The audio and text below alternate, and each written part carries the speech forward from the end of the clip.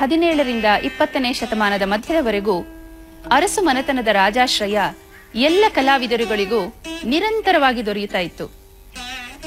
ಆ ಕಾಲದಲ್ಲಿದ್ದ ಅನೇಕ ಕಲಾವಿದರುಗಳು ಇಂದಿಗೂ ನಮ್ಮ ನೆನಪಿನಲ್ಲಿ ಹಚ್ಚ ಹಸಿರಾಗಿ ಉಳಿದಿದ್ದಾರೆ.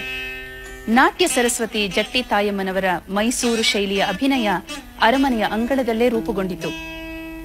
ಕಲಾ ಪ್ರೋತ್ಸಾಹಕ್ಕೆ ಕೊಡುಗೆಯಾಗಿದ್ದ ಅರಸರು ಪೋಷಿಸಿ ಉಳಿಸಿದ ಅನೇಕ ಪದ್ಧತಿಗಳು ಇಂದಿಗೂ ನಮ್ಮಲ್ಲಿ ಪ್ರವಹಿಸುತ್ತಲೇ ಬಂದಿದೆ. ಶ್ರೀರಸ್ತು ರಾಜಾಧಿರಾಜ ಕರ್ನಾಟಕ ಜನಪದ ರಾಜ್ಯ ಲಕ್ಷ್ಮೀ ತಾಟಂಕಾಯಮಾನ ಶ್ರೀ ಚಾಮುಂಡಿಕಾಂಬಾ ಚರಣಾರವಿಂದ ಮಿಳಿಂದಾಯಮಾನ ಶ್ರೀಕೃಷ್ಣ ರಾಜೇಂದ್ರ ಸಾರ್ವಭೌಮ ಸರ್ವೋತ್ಕೃಷ್ಟೋ ಜಗದ್ವಿಖ್ಯಾತೋ ವಿರಾಜತೆ ಪರಾ ಬಹುಪರಾ